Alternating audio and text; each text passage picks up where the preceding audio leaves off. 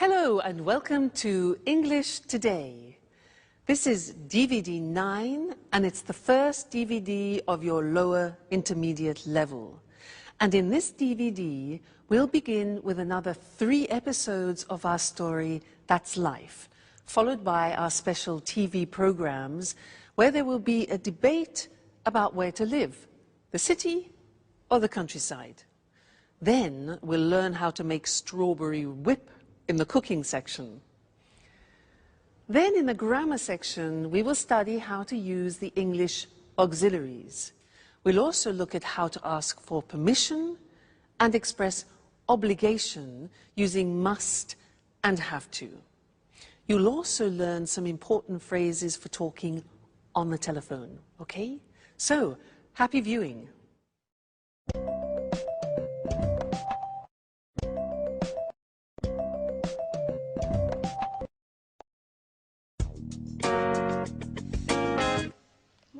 Horrible weather. I hate it when it rains. So what are we going to do today? It's a perfect day for tidying up. I enjoy putting the house in order when the weather is bad. By the way, look at the mess. We don't often get a chance to clean up together. You're joking, right? I hate cleaning the house. Don't you have any better ideas, Anne? Just a little bit of tidying up. Anyway, it was just an idea. And not a bad idea at that, in my opinion. Sorry, that idea is bad. What else do you suggest? Personally, I enjoy doing something more exciting than vacuuming and doing the dusting. Why don't we play a game? What kind of game? How about playing cards? No, I hate playing cards. It's so boring. Let's see what's on TV. Cartoons, soap operas, political talk shows. There's nothing interesting on. Shall we go for a walk? I like walking in the rain. Why don't we take a walk to the new bakery in Piccadilly? What do you say? Are you crazy? It's raining out. Well, you know what the traffic's like when it rains. I certainly don't want to get stuck in a traffic jam on a Sunday. That happens every day when I drive to work and when I drive back home. Okay. Okay. So, what shall we do? If you want, I can read your fortunes using the tarot cards. Aren't you interested in what the future holds? That's your favorite hobby. No thanks, Alice. Let's not think about the future. I prefer the future to remain a mystery. Well, I prefer to be prepared if something is going to happen. I don't like surprises. So, sit here. I'll tell you who you are and what your future holds. You know what I like to do on days like this? Nothing. Totally relaxing, doing nothing. I agree with you, Jack. Total relaxation. Now that's a great idea. And maybe eating something nice and tasty. Huh? Anne, why don't you prepare us one of your lovely lunches? No way, guys. You don't want to go out. You hate cleaning the house. You don't like playing games. So, in other words, you want to do nothing while I have to cook. And do you know what I say? I also enjoy doing nothing. That's what I'm going to do. Watch out, couch. Here I come.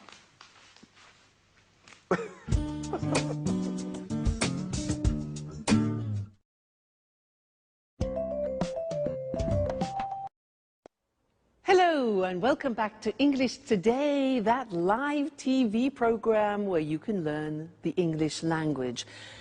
And in this lesson, I want to do some revision on the things that people don't like about the English language, the auxiliaries. Now, the exercise is simple. We're going to look at some of the auxiliaries that we've learned up to now. What are they? Well, we have learned am, is, are, do, does, and did. When do we use them? We use them in questions. Aha. This is the exercise. I have here some sentences in the positive form, and I want you to make questions using these auxiliaries, okay? So, I'll give you an example. I say, he likes wine. You start the question with what? What? He likes wine. Now, this is the simple present tense. So, which of those auxiliaries do we need? Am, is, are, do, does, or did? Simple present tense. Exactly, we need do or does. Now, I said he likes wine. Third person. So which one? Does. Exactly, good. So the question is, what does he like? Get the idea? Great, let's continue. Number 2. I play tennis. I play tennis. What sport? All right, do I play? Very good. I play, simple present tense. We need do or does, the subject I. So what sport do I play? Great. Next one. They're coming at 7 o'clock. They're coming at 7 o'clock. What time? Yeah, now they're coming, present continuous, auxiliary. That's it. Fantastic. What time are they coming? All right? Present continuous, auxiliary, to be. Next one. She went to the cinema yesterday. She went to the cinema. Where? All right. Simple past tense. What do we need? We need did. So where did she go? Excellent. Very good. You see? Getting better. Next one. We had an ice cream after dinner. We had an ice cream after dinner. What had we? Simple past. Did. That's it. What did we have? Remember, the verb have always takes an auxiliary. So what did we have? Great. Next one. She's painting the front door. She's painting the front door. Which tense? Present continuous. So what, third person, is she painting? Very good. Next one. I was at home on Saturday.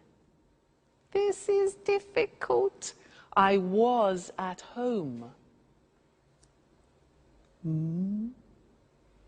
Remember that the verb to be is an exception. I was is the past tense of the verb to be, and it doesn't take an auxiliary. So we don't need an auxiliary. The question is, where were you? That's difficult. Where were you? The verb to be, no auxiliary. Okay?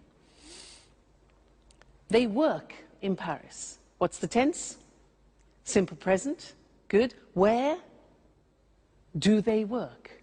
Excellent. And the last one, I'm living in Florence. I'm living in Florence. Where are you living? Fantastic.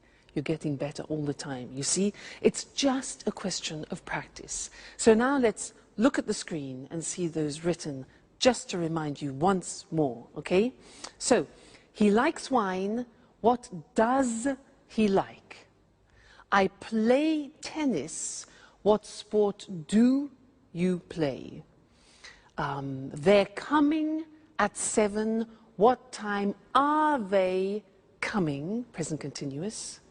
She went to the cinema yesterday. Where did she go? Simple past. We had an ice cream after dinner. What did we have? Simple past after dinner. Remember, have, you need the auxiliaries. She's painting the front door. Present continuous. What is she painting? Okay, so that's it. Keep practicing with your auxiliaries. They will be easier and easier. Now let's go back to our friends, where Alice is reading Sharon's tarot cards. Let's see what comes up. See you later. Bye.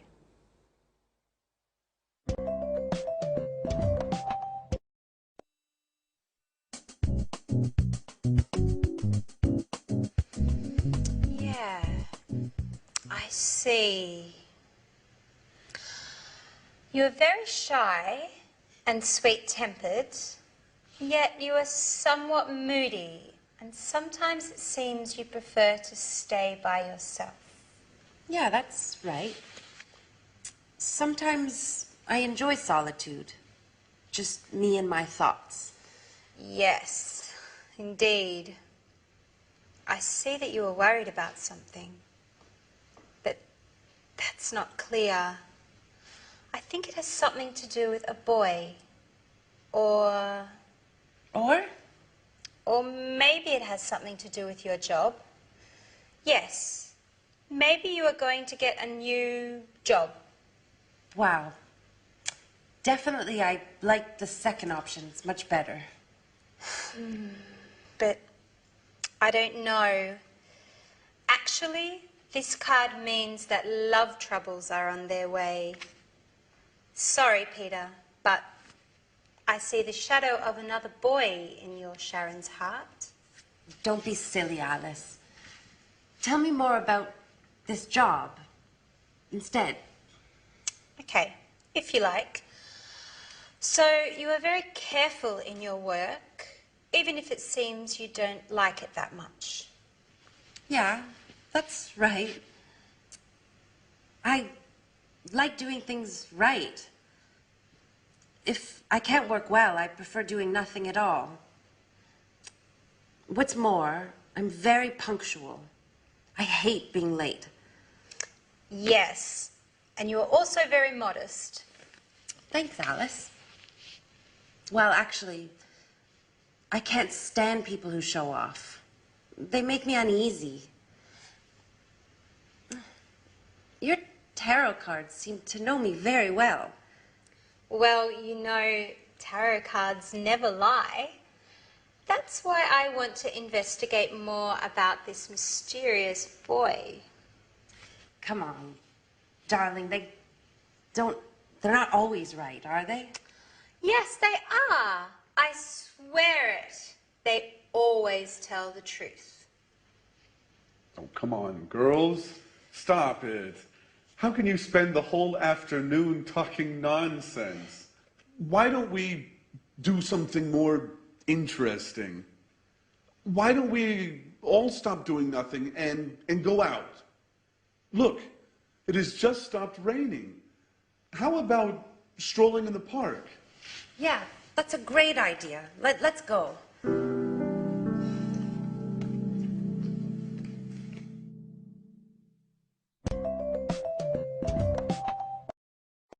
Hello again and welcome back.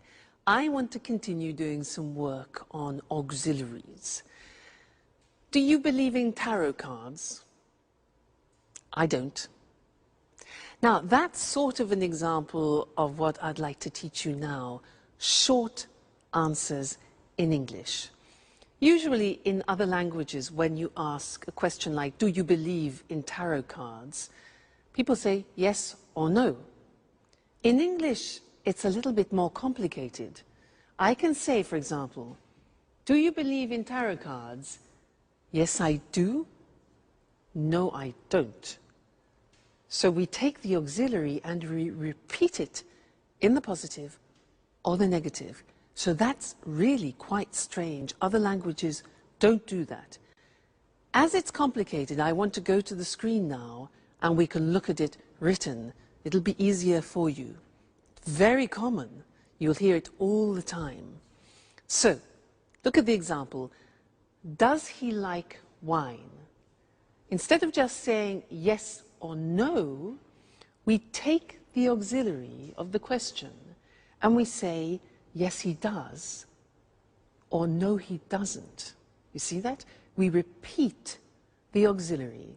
Very unusual. Do you play tennis? Do is the auxiliary. Yes, I do. No, I don't.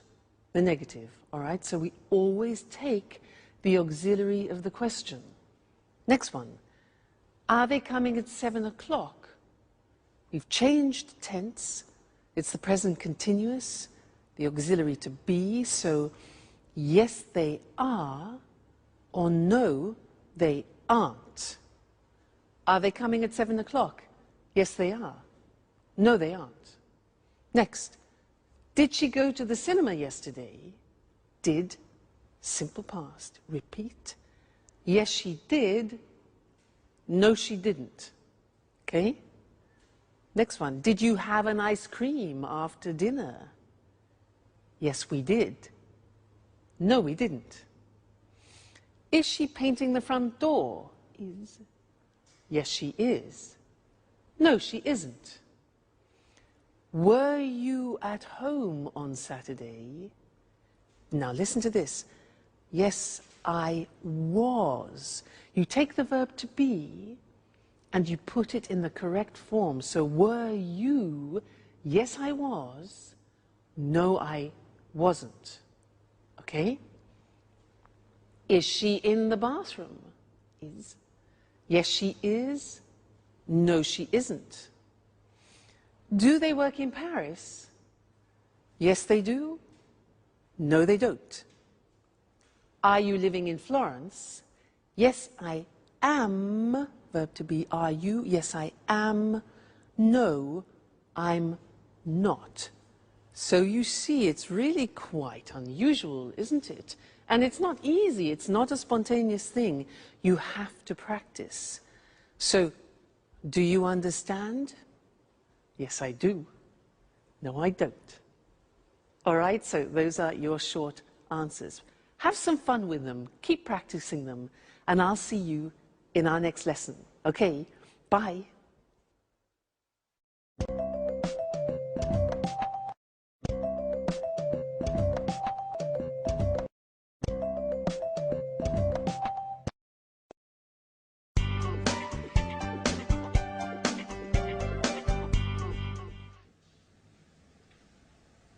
Hello, this is Anne Baxter from Red Bear Publishing. I'm looking for accommodation for an American writer and his agent. They're coming to London in 2 weeks' time. Could you tell me a little bit about your hotel, please? Our clients are used to the very best. Mm-hmm. Mm-hmm.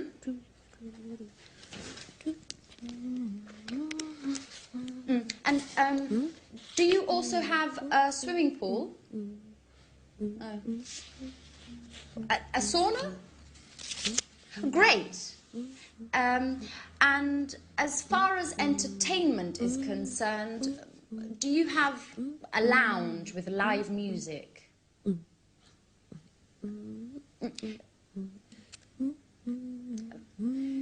Could you hold a moment, please?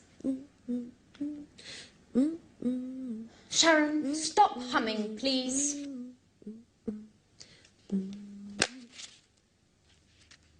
I can't hear anything.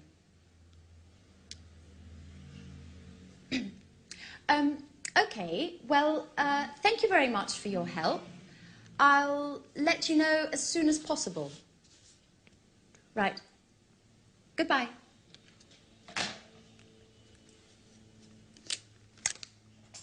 What are you doing, Anne?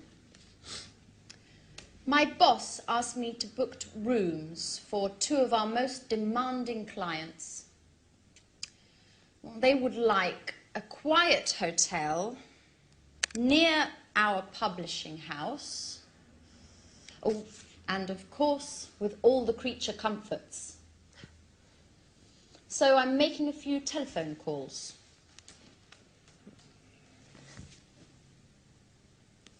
And listen to this song for a moment. It's Ray Charles's last recording. It's fantastic. I've got a lot to do, Sharon.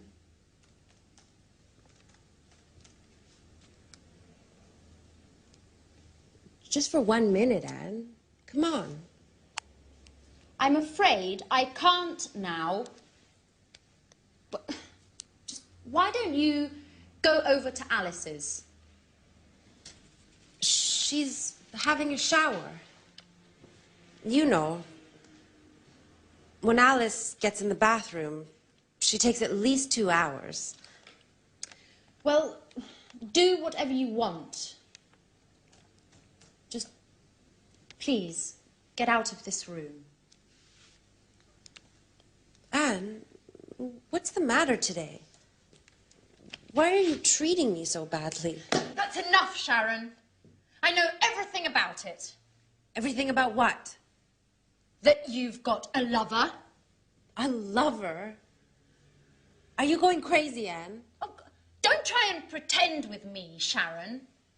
And I call you a friend. But it's the truth. Uh-huh. And who is my romantic lover, by the way?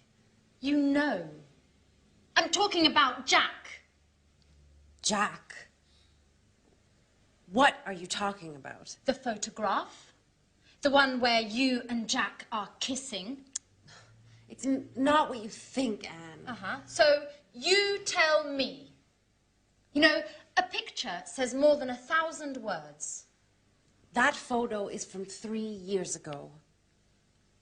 We were engaged. Or what? But you and Jack were engaged. I know. I know. I wanted to avoid stupid gossip. And also because of Peter. So now you're telling me that... Well, I can't believe it. I know. I didn't want to hurt your feelings. See, now you're angry with me. That's why. Well, you're right, Sharon. I am mad at you. And now I look like a fool. I'm sorry, Anne, really. No, my hair! What's going on? My God, It's Alice. Come on, let's go see what's happening. Guys, quickly! Help! My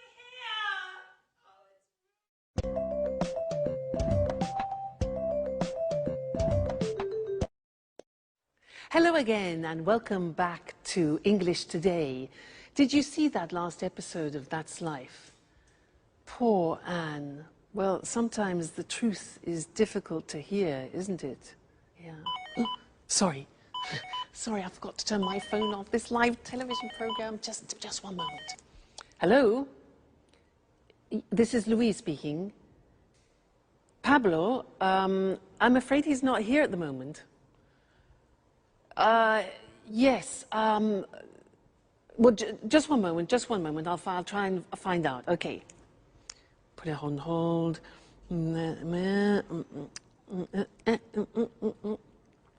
Hello? Yes, hello. Could I speak to Pablo, please? What, could you put me through to him? No. Okay, yes, I understand. No, it's not important. Don't worry. All right, thank you very much. Thank you, yes. All right, bye.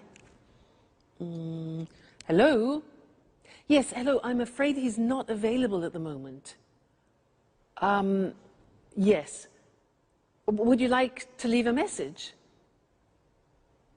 Sharon called. Okay, would you like him to call you back? Yeah. All right, okay. Yes, I'll tell him. Right, thank you. Thank you very much. Goodbye. Goodbye. Sharon? Who's Sharon? Where were we? Yes, interesting. I wanted to talk to you about telephone language. Now, I used some phrases there which are quite useful to you, and I want to go to the screen so that we can see those written together and look at how the phrases work, okay? Now, look at these situations. When you don't understand someone on the telephone, what do you say? Can you repeat, please? No. No. If you ask somebody, can you repeat, please, it's like asking them to vomit. Why? Because there is a small word missing, a very important one. In English, you must say, can you repeat that, please? Very important. Many people make that mistake, and they ask everybody to vomit on the telephone. So remember, can you repeat that, please? Good. Next, when, for example, imagine that you are on the telephone and you want to write something down when the person is speaking. So you want them to... Okay, good. So you stop them. Just a minute. Just a minute. This is difficult. We say in English, I'll make a note of that. Okay? Just a minute. I'll make a note of that. I'll make a note of that. Snap decision. All right? Next one. Imagine you're on the telephone and somebody knocks at the door when you're speaking. Now, you have to say, What can you say? Yeah, so just a minute. We say, I'll be right back. Now that means that you're going somewhere and coming back then quickly. So just a minute, I'll be right back. I'll be right back. Okay? Useful, that phrase. Now, you return to the phone, okay, and the other person has been waiting for you. So you need to apologize for the inconvenience. So you can say, sorry. We say in English, sorry to keep you waiting. Sorry to keep you waiting. So you say, just a minute, I'll be right back. Music, and you say, sorry to keep you waiting. All right? Great. Next thing. You're speaking to somebody and suddenly the other person disappears. Because, disappears. Now, how do you say that? In English, we say, sorry, we were cut off. We don't talk about the telephone line. We say, sorry, we were cut off. Okay? Great. Now, when the line is bad, you know, with mobile phones, often you can't hear properly, especially when you're on the train, sometimes when you're in the mountains, and you hear... Do you know what you can say? We say in English, hello, you're breaking up. You're breaking up. I'll call you back. I'll call you back. So, you're breaking up, I'll call you back, or can you call me back? All right, so those are some of the most important phrases when you're speaking on the phone, but we will be looking at more telephone language because it's very useful for you, and it's a bit unusual. You need to practice it a lot. Practice in the bath, for example. I'll be right back. I'll be right back. So that way you don't panic when you answer in English. All right? Great. So I'll see you in the next lesson and we'll look at some more telephone language. Bye.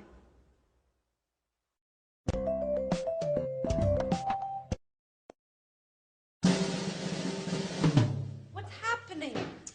Alice, why are you screaming? My hair! Look!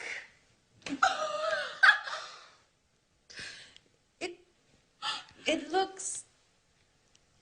Your hair is green. I know.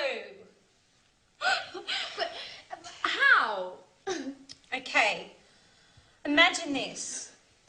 I'm washing my hair. Well, colouring my hair, actually.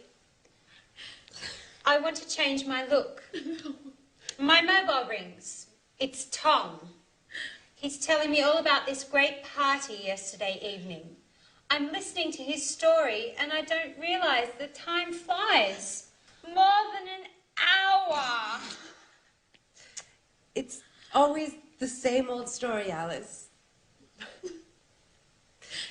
Anyways, green suits you. It looks very original. Very unique. Just like you. Well, Alice, don't be offended, but you look like a frog. Thanks, Anne. That's the nicest compliment. What shall I do? Well, why don't you call a hairdresser and make an appointment? And in future, try to avoid changing your look.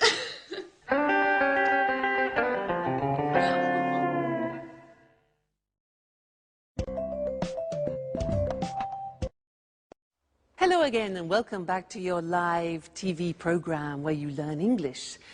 And in this lesson, I want to go back to look at some more telephone English because it's really not that simple. We have special phrases that we use when we speak on the telephone in English. So to help us, let's go and look at those on the language screen, okay? Now the first thing is when you introduce yourself on the telephone, we don't say, I am Louise. We say this. We say, this is Louise, or this is Mr. Smith. Now that's really quite unusual and different to other languages. So, hello, this is Mr. Smith. Or we can say, hello, Tom speaking. Tom speaking, Louise speaking. Okay, so don't say, hello, I'm Louise. We only use that when you do, for example, a sales presentation on the telephone. All right?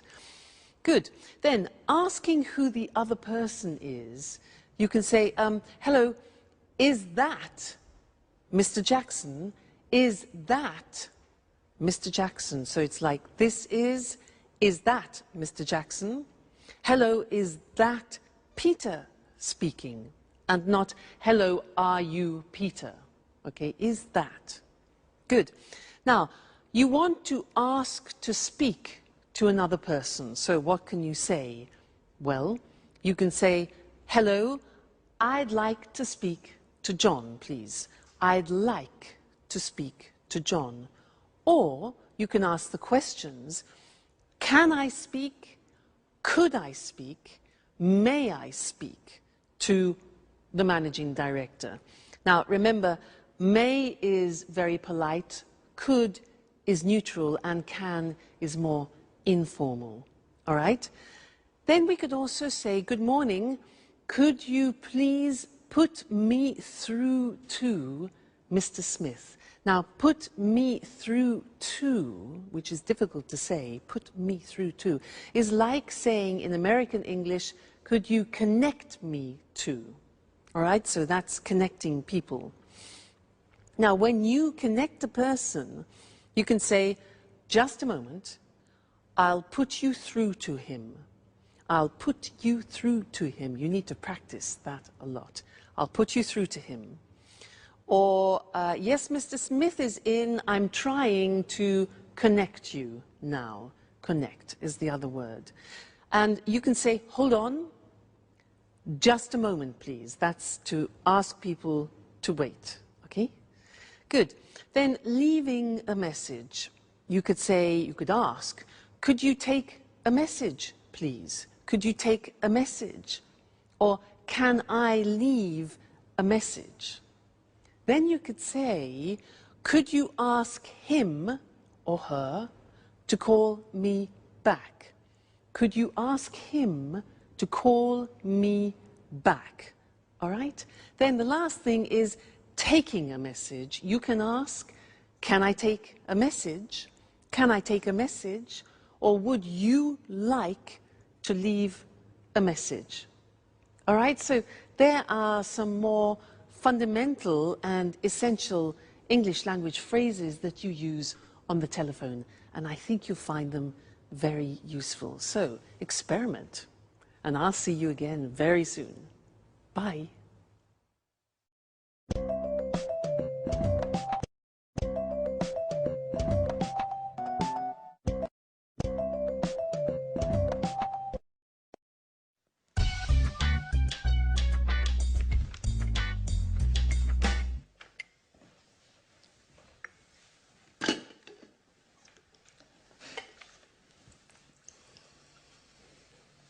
Good morning, everybody. Can I ask you a question? Yesterday evening, I got... Sorry, Jack, I can't listen now. I've got to get to work. I have a meeting at 9:30 with my editor, and I'm late. But I only need a minute. It's important. Nothing is more important than this meeting. If I arrive late, my boss will kill me. Ring me later if you want. Bye-bye.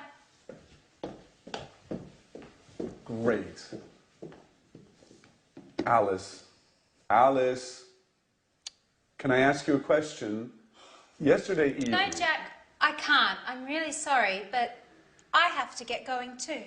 But you never leave before 11 in the morning. Why are you in such a hurry today? I'm starting a new yoga course this morning. My horoscope says I have to do some exercise. Well, if your horoscope says so. Anyway, I only need a second. No, Jack. My teacher told me not to be late. You can give me a call later. But Alice, wait! It's important. What a bunch of nuts. I wonder what my aunt will think.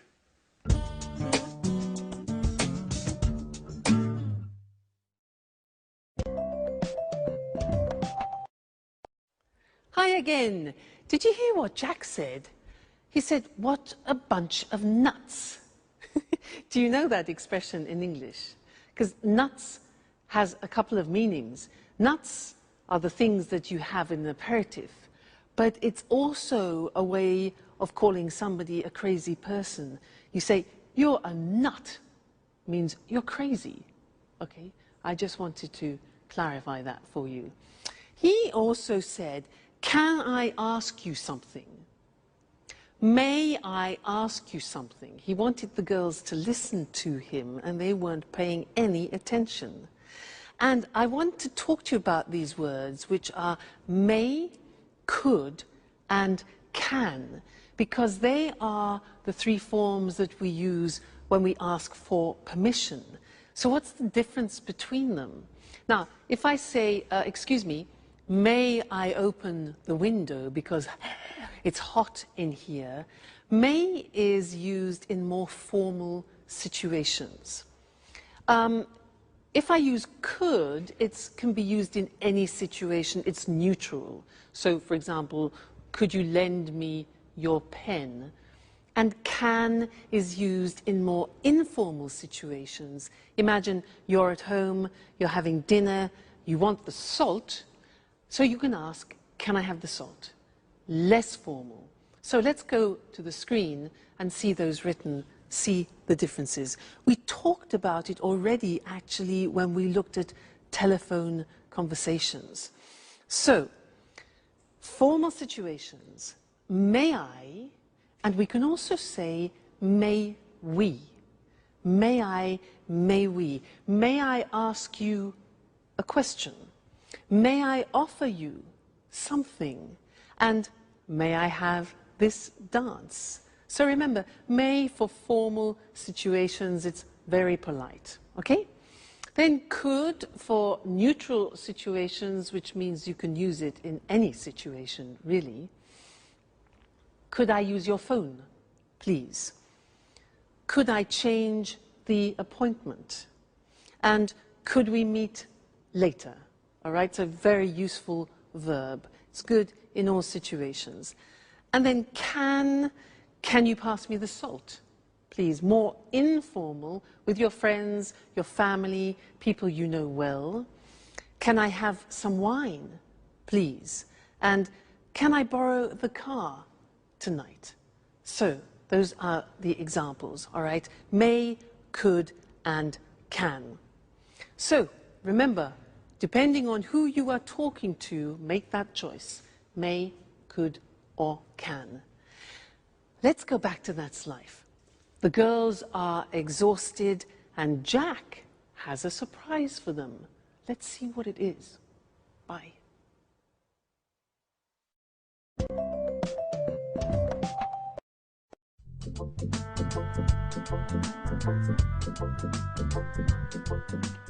What a day. I'm exhausted. Me too. All of my muscles are killing me. What is there to eat, Anne? Well, we can make a sandwich. That's about it. The fridge is practically empty. Jack, is that you? Who's that with him? Hi, everybody. This is my Aunt Carolina. She came all the way from Bologna to see me. She'd like to see how I'm getting along. Well, good evening. Jack, why didn't you say anything? I should clean up. Look at the mess. Well, everybody was in such a hurry this morning. I tried to telephone you, but your mobile was off. And Alice's mobile just rang and rang. I imagine you left it at home again as usual, Alice. Well, I guess so. Good evening. It's a pleasure to meet you. Well, well, only girls, eh? So, you are Alice. Alice, the interesting one of the house. And you are Anne, the housekeeper. Please, Aunt Carolina. So that's how you describe us. Come on, Aunt Carolina is only joking, right? And this is the wonderful house. Well, yes, but it's usually tidy. It's still very charming. Thank you. May I offer you something? Would you like to have a glass of wine, maybe? Yes, thank you, I would. Alice, could you get a bottle of wine, please? There isn't any wine. Anne, there isn't any wine. There isn't any beer. We have to do the shopping. Oh, well, I'm terribly sorry. It's not usually like this, but today was very busy. Do you know what? Let's go out for dinner. Oh. What do you say, Aunt Carolina? That sounds good to me. Excuse me, do you go out dressed like that? Maybe you should get cleaned up a bit. Yeah, you're absolutely right. Let's get ready to go out on the town. May I ask you a question, Jack? Of course, Aunt Carolina. Shoot.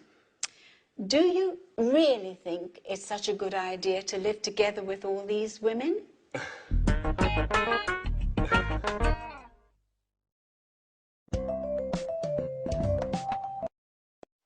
Well, hello, Mr. Monkey, and how are we feeling today? Let's check the thermometer. I know you're not well. Let's have a look. Good. Yes, the temperature has gone down. That's good news. Now, Mr. Monkey, you don't have to stay in bed any longer, okay, because your temperature has gone down, but you can't go out monkeying, not yet. You must stay indoors for another 3 days because you're not strong enough to go out yet, all right? You mustn't be too energetic.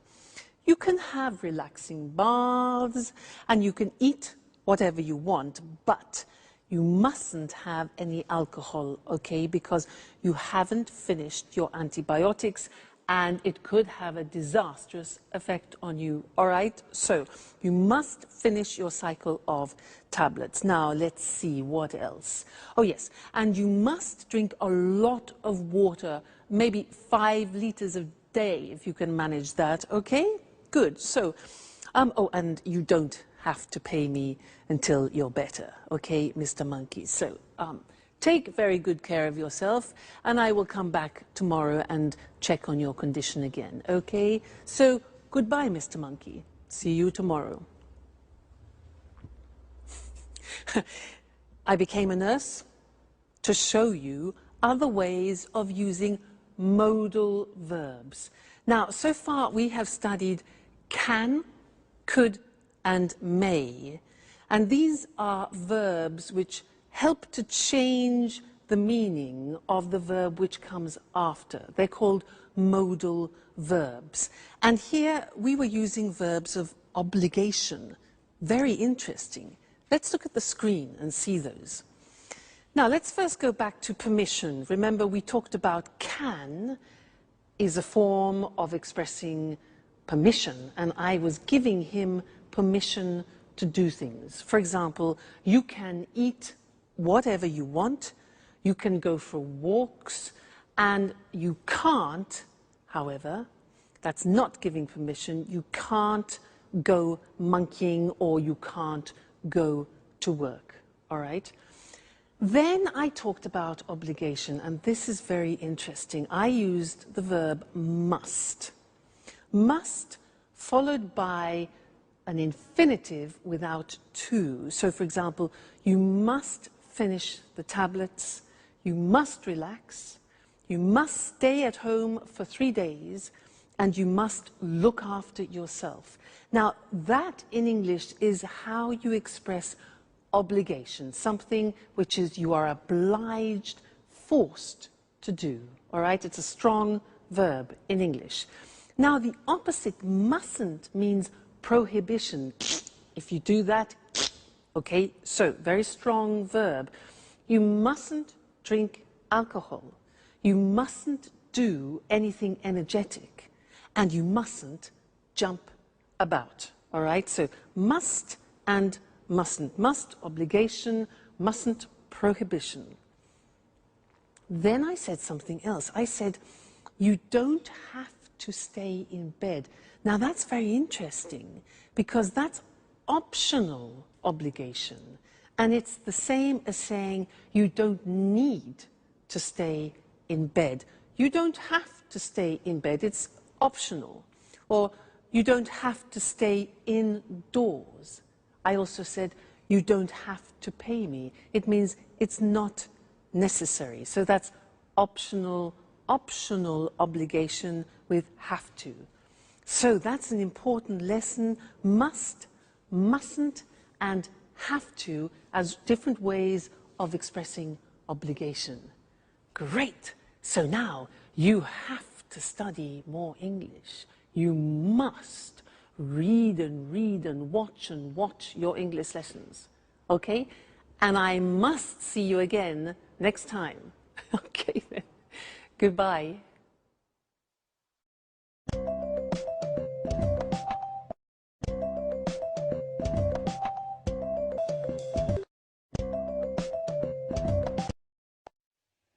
Good evening. Welcome to this week's edition of Let's Talk, our discussion program with our commentators, Tom and Marie. How are you? Fine, Eric. Fine. Good to see you again. Well, did you have a good weekend? Very good, thanks. I relaxed in the country. I have a house there. It's so peaceful. A healthy weekend. And you, Tom? Well, I had a great weekend too. I stayed in the city and it wasn't peaceful. I went out a lot and made some new friends. Sounds like a good weekend to me. So, the same old story. A relaxing, peaceful life in the country compared with an exciting life in the city. Where's the best place to be? In the city or in the country? Let's discuss this more. Sure. I'll convince you that gardening's more interesting than the pollution and chaos of the city. Well, I'm not so sure about that. Last weekend, I went to the cinema, a rock concert, and 2 parties. Gardening isn't for me. Really? Your weekend certainly wasn't relaxing. Don't you feel tired? Well, maybe a little, yes, but I love city life. The city offers so many things. It's fantastic. I don't agree with you. Life in the city is too stressful. You rush around all day long. And then there's the traffic and finding a parking space. Walking in the woods is far better than being stuck in traffic jams. I'm really thinking of moving to the country. Well, I don't think I could ever live in the country. I'd die of boredom. It would be a problem for my work, too. You're wrong, Tom. You can work from home. A friend of mine does this. He works from home. He uses the internet for email and virtual meetings. He goes to the office in the city 2 or 3 times a month. He's got 3 children, and life in the country is great for the family. And he loves gardening too. And gardening is difficult in the city, isn't it? Sure, but country life is so isolating. You don't meet new people. Well, okay, the city is more polluted, more stressful, but country life is so boring. I like meeting new people, making new friends, and in the city it's easy to meet new people. I'm not so sure about that. Whenever I'm in the country, lots of my friends come to visit me. They all complain about the stress of city life, and they really enjoy the peace and quiet of the country. I'm sure that sooner or later, you'll arrive too. Let's bet on it. But if I do come, I'll bring a few friends and maybe we'll have a party. Okay, I'll be waiting for you. Of course, you're invited too, Eric. Oh, thanks, Marie. Okay, this is a good compromise. A less stressful weekend for Tom and a more exciting one for Marie. Well, the city or the country? I think it's difficult to say where it's best to live. It depends upon your taste. The country life is more relaxing, whereas the city life is more exciting. Well, time to say goodbye. Goodbye, Marie, and goodbye, Tom. Goodbye, Eric. Goodbye, Eric. And goodbye to you. And see you again next time on Let's Talk.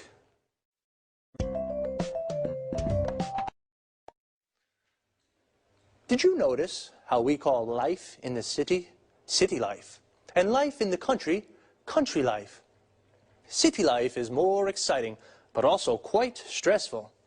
We say something is stressful when it makes you nervous. The traffic in the city is stressful. Traffic is the word we use for cars, buses, trucks, everything on the roads. When the traffic moves slowly or stops, we say there is a traffic jam. Parking in the city is also stressful. It's often difficult to find a parking space to park your car. Notice the verb is to park, and a place where you can leave your car is called a parking space. Usually in cities, there are car parks. A car park is a big area with lots of parking spaces for many cars. Another problem in the city is the pollution. Pollution is the contamination of the environment. For example, the traffic makes the air dirty. In the country, the air is clean and it's easy to park. But Tom says it's boring to live in the country because there's nothing to do. Boring means that it's not interesting. Marie says it's relaxing to live in the country. Relaxing means it makes you feel relaxed. Notice that often the adjectives we use to describe things, places, or people end with ing. The city is exciting. The country is relaxing, but boring. Adjectives that describe how a person feels often end with ed, ed. Tom is bored. In the country, Marie is relaxed. In the country, and stressed. In the city. Marie said that the city, you rush around all day. Rush around means to go everywhere and do everything very quickly. But in the country, you can go for walks in the woods and do the gardening. A wood is an area with lots of trees. The gardening is the work you do in your garden, like watering the plants or cutting the grass. Well, see you.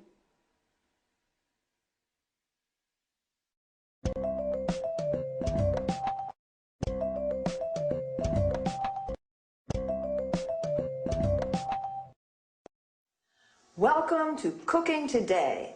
Today I'd like to introduce you to a very special guest, Lisa French. She's the popular author of the bestseller, A PhD in Homemaking. Lisa, thank you so much for inviting us into your home. It's my pleasure. If you're wondering what to make for lunch, if you have to prepare a last-minute dinner, then Lisa's the person to ask for help. Listen, Lisa, I'm having a dinner on Saturday. Could you give me a tip on a quick and tasty dessert? Of course. You can prepare an easy-to-make dish with fresh strawberries. The strawberry season only lasts a few weeks, so it's worthwhile making the best of in-season berries. And it can be made in a jiffy. Oh, strawberries. I absolutely go mad about strawberries. So let's get started. Just the idea of strawberries makes my mouth water. First, wash, drain and hull strawberries for 4 servings. Then, mash them to a pulp. All of them? No, you have to put aside some good ones for decoration. Okay, then what?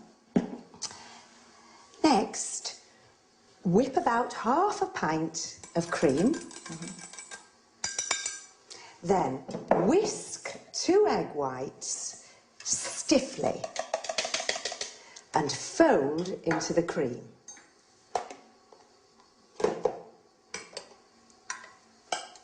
Add the strawberry pulp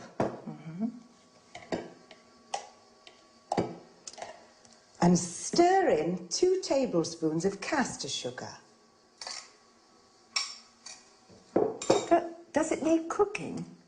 No, all you need to do is pour the mixture into individual goblets. Is that all? Don't forget to decorate each one with a bit of whipped cream and the whole strawberries you put aside. Now your dessert's ready to serve. Oh, it looks delicious. Let me have a taste right now. Yummy. This is sensational. If any of you have a request regarding homemaking, then please contact us at our studio, 800-332211, or send an email to cookingtoday@homemakingtv.com. Thank you, Lisa. We have so much to learn from you. Thank you for coming.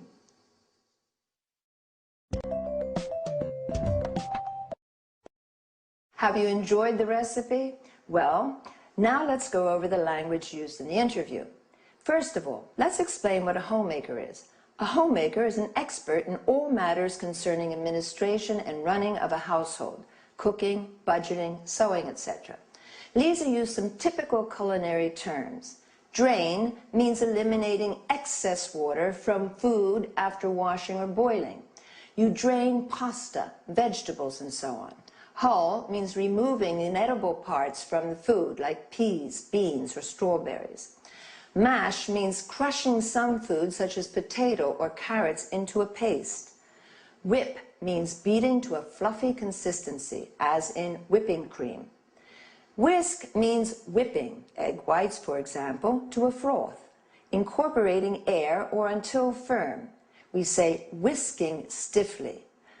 Stir is moving a spoon around a liquid when we add one ingredient to another, and mix them together when we say stir in. Fold in means blending other ingredients to a whipped mixture, stirring gently. Pour means adding a liquid into a mixture or serving tea, coffee, water. Lisa also mentioned a goblet, which is a small cup with stem to serve fruit salad or ice cream. A pint, which is a unit of liquid measure equivalent to 568 milliliters, a UK pint, or 550 milliliters, a US pint. A tablespoon is also used as a unit of measure. In order to express appreciation about food, we say tasty, delicious, yummy, mouth-watering. Lisa said in-season berries to mean fresh fruit. Otherwise, we say out of season, not to be confused with the word seasoning, which means adding salt, pepper, and other spices to food. A berry is a small fruit, such as a strawberry, blackberry, raspberry, blueberry. Another useful term is serving. You can also say helping. It refers to individual portions of food. Well, I hope you've had a good time, and I'll see you